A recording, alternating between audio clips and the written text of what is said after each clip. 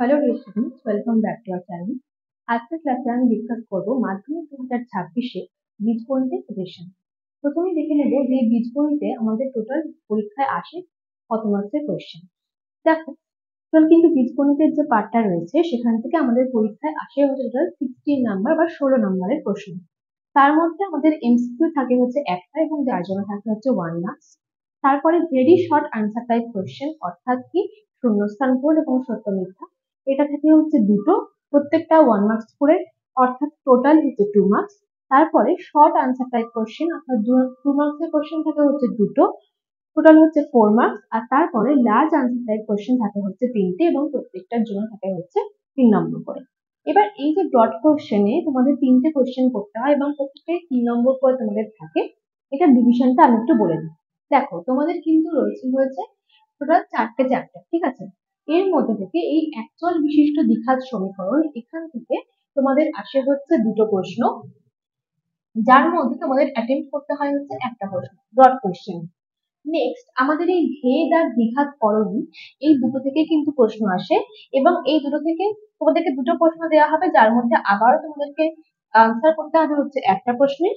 আবার last chapter অর্থাৎ অনুপাত ও সমানুপাত, এখান থেকেও কিন্তু আসবে হচ্ছে দুটো প্রশ্ন, যার মধ্যে থেকে তুমি পাবে আনসার করবে হচ্ছে কি একটা প্রশ্নের।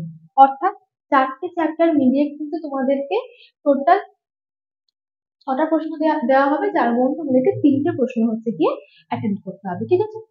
এবার দেখো, এই 4টে চ্যাপ্টারের মধ্যে এখানে একটা ট্রিক তোমরা অ্যাপ্লাই করতে পারো, সেটা হচ্ছে একচল বিশিষ্ট দ্বিঘাত সমীকরণ আর অনুপাত সমানুপাত, এই দুটো তোমাদেরকে করতেই হবে এই দুটো কোশ্চেন অ্যাটেন্ড করতে গেলে। আর যেহেতু তোমাদের দ্বিঘাত করণী এবং ভেদ দুটো থেকেই প্রশ্ন আসবে এবং এই দুটো চ্যাপ্টারের মধ্যে যে কোনো একটা থেকে তোমাদেরকে আনসার করতে হবে, তো তোমরা কি করতে পারো, যে এই দ্বিঘাত করণ বা ভেদের মধ্যে তোমাদের যেটা সুবিধে মনে হচ্ছে, যদি তোমাদের দ্বিঘাত করণ ইজি মনে হয় তাহলে সেটা, যদি ভেদ ইজি মনে হয় তাহলে সেটা, তোমরা কিন্তু যে কোনো একটা করতে পারো, দুটো না করে। তাহলে কি 4টে চ্যাপ্টারের বদলে তোমরা যদি 3টে চ্যাপ্টার করো, তাহলে কিন্তু তোমাদের যে ব্রড কোশ্চেনের পার্টটা রয়েছে সেটা কিন্তু কমপ্লিটলি কমন চলে আসবে, ঠিক আছে? আর এমসিকিউ এবং very short answer type question আর এসিকিউ, এগুলোর জন্য কিন্তু তোমাদের প্রত্যেকটা চ্যাপ্টারের প্রশ্নদেখি শেষে দেখবে কিছু প্রশ্ন দেওয়া রয়েছে, সেই প্রশ্নগুলো করলেই কিন্তু কমন চলে আসবে। এবার আমি যেটা বললাম যে দ্বিঘাত করণী বা ভেদের মধ্যে যে কোনো একটা চ্যাপ্টার করলেই তোমরা কমন পাবে, সেটা কিন্তু আমি আবারও বলছি, এটা কিন্তু কেবলমাত্র ব্রড কোশ্চেনের ক্ষেত্রেই অ্যাপ্লিকেবল। শর্ট কোশ্চেনের জন্য কিন্তু ওরকম ভাবে কোনো সাজেশন দেওয়া সম্ভব না। শর্ট কোশ্চেনে কমন পাওয়ার জন্য তোমাদেরকে সবকটা চ্যাপ্টারের লাস্টে দেখবে এমসিকিউ, সত্য মিথ্যা, শূন্যস্থান পূরণ দেওয়া রয়েছে, সেগুলোকে করতে হবে। এবারে আমি এখানে তোমাদেরকে এই 4টে চ্যাপ্টারের মধ্যে থেকে যে ইম্পর্টেন্ট অঙ্কগুলো রয়েছে পরীক্ষা আসার মতন, সেইগুলো কিন্তু আলাদা করে মার্ক করে রেখেছি। তাহলে আমরা এবার দেখে নেবো যে সেই অঙ্কগুলো কোনগুলো। দেখো, আমি এখানে প্রত্যেকটা চ্যাপ্টারেরই উদাহরণ এবং প্রশ্নদেখি থেকে যে অঙ্কগুলো ইম্পর্টেন্ট আসার মতন পরীক্ষায়, সেগুলো লিখে রেখেছি। তো তোমরা দেখে নাও। প্রথমে হচ্ছে একচল বিশিষ্ট দ্বিঘাত সমীকরণ, এটার উদাহরণ থেকে আমি এই অঙ্কগুলো মার্ক করেছি এবং 4টে বসে দেখি 1.2, 1.3, 1.4 এবং 1.5 কিন্তু কিছু অঙ্ক এখানে আলাদা করে মেনশন করা রয়েছে। এরপরে দ্বিঘাত করণী আর ভেদ রয়েছে। দ্বিঘাত করণী আর ভেদ থেকেও সেম ভাবে আমি উদাহরণ এবং প্রশ্নদেখি থেকে অঙ্কগুলো লিখে রেখেছি। এই দুটো চ্যাপ্টারের মধ্যে তোমরা ব্রড কোশ্চেনের জন্য মেনলি দেখো, ব্রড কোশ্চেন আসবে তোমাদের মেনলি হচ্ছে প্রশ্নদেখি থেকে, ঠিক আছে?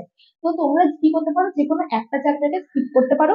এবং আমি এটুকু বলতে পারি যে যদি তোমরা একটা চ্যাপ্টার ভালোভাবে পড়ো, যদি তোমরা দ্বিঘাত করণী বা ভেদ একটা চ্যাপ্টার যে কোনো একটা ভালোভাবে পড়ো, সেখান থেকে কিন্তু 2 মার্কসের কোশ্চেন তোমরা কমন পেয়ে যাবে, ঠিক আছে? তাহলে দ্বিঘাত করণী আর ভেদ থেকে আমরা দেখে নিলাম যে দ্বিঘাত করণীর উদাহরণ এবং প্রশ্নদেখি থেকে কোন কোন অঙ্কগুলো ইম্পর্টেন্ট, আর ভেদের উদাহরণ এবং প্রশ্নদেখি থেকে কোন কোন অঙ্কগুলো ইম্পর্টেন্ট। ভেদ কিন্তু খুবই ছোট একটা চ্যাপ্টার, তাই যারা দ্বিঘাত করণীটা কঠিন বলে মনে হচ্ছে তারা কিন্তু ভেদটাকে তোমরা চেষ্টা করতেই পারো।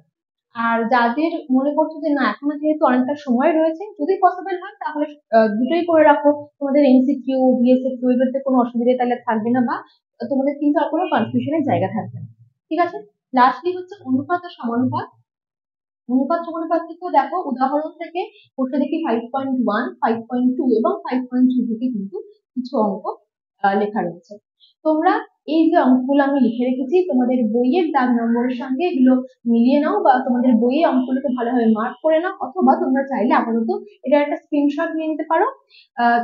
এবং পরবর্তীকালে কিন্তু অবশ্যই বই থেকে দেখে দেখে এই যে অঙ্কগুলো আমি মার্ক করছি এগুলো প্র্যাকটিস করবে, আর যদি এখনো তোমরা না করে থাকো, ঠিক আছে।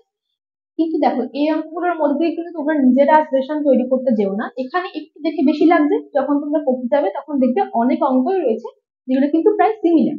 তো তোমাদের প্র্যাকটিসের যাতে সুবিধা হয়, প্র্যাকটিসটা যাতে একটু বেশি হয়, সেই জন্য আমি একটু বেশি বেশি করে দিয়ে রেখেছি। তোমরা যখন করতে যাবে দেখবে এতটা কিন্তু কঠিন লাগবে না, আর চ্যাপ্টার গুলো এমনিতেও খুব একটা কঠিন নয়, সোজাই রয়েছে। তাই এই অঙ্কগুলোকে তোমরা ভালোভাবে প্র্যাকটিস করো, আশা করছি বীজগণিতে 16 out of 16 ফুল মার্কস কিন্তু তোমরা অ্যাটেন্ড করতে পারবে। আজকের ভিডিও এই পর্যন্তই, আশা করছি আজকের ভিডিও প্রত্যেকের ভালো লেগেছে। দেখা হচ্ছে নেক্সট ক্লাসে। Thank you.